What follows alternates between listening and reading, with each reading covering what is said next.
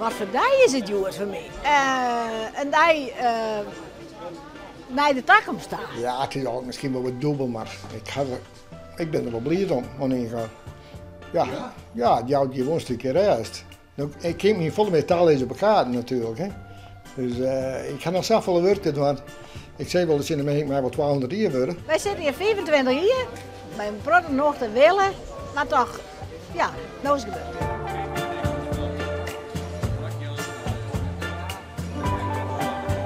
Er staat nog heel wat, maar dat is een hele protte uitgeer de laatste week.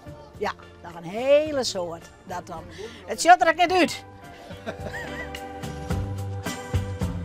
Ja, dan ben ik, want ik ben heel gepassioneerd van boeken. En dat ben ik eigenlijk nooit gewoon. Maar het is mijn werk geweest. Mijn man weer verzamelaar en handelaar. Nou, toen zei ik, kan ik wel een winkel beginnen. Het is eigenlijk de schuld van je man dat je hier Ik heb wel bewust zelf zijn. Ja, dat wel. Dus ik wil hem net een schuld aan. Oh.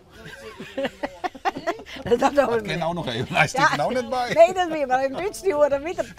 Ja, het is met mij begonnen, ja. En mijn vrouw is er mee inroelen. En nou ja, we sluiten wel goed op elkaar erover te doen. Ja, ze vond het wel leuk om in de winkel te staan, om mijn mensen om te gaan en zei, nou, dat is echt belangrijk natuurlijk. Denk er even om, hè? Pas op jezelf. Het is begonnen in 1979. Ik wie pas heel samen. Oh. En toen kreeg ik van mijn pa 12 van die dwassen met kaarten, dus nou ja, weer geweldig. Dat spreekt me zo door. Dus ik begon de kaarten verzamelen.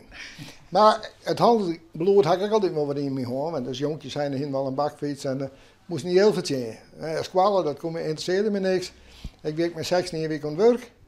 En nou ja, zeg je steeds verder, dus ik begon een advertentie in de krant te zetten. Als ik ga ruilen of te keer, vrij. Nou, toen hiep me werken dan jongen. Ja, wat die nu altijd dan? Ik wie gas en wedstrijding verder. Dus, nou, en toen kwamen we hier toevallig aan het werken, toen stond dit vrij. Dit ben leeg. Nou, ik zei, je kan mooi pruttenboek meer niet. Dit had het net vol.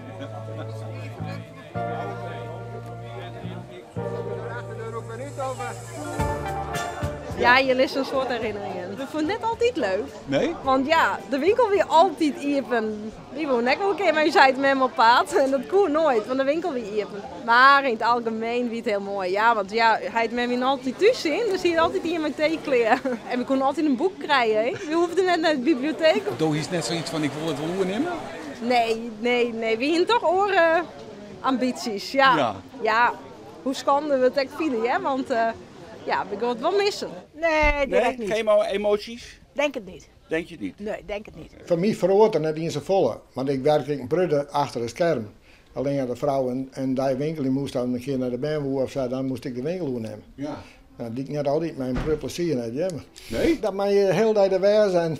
Ja, soms is dat helemaal niks, hè. Dus, Nou, ik blijf ook graag beduren en puzzelen en fietsen of rennen vooral.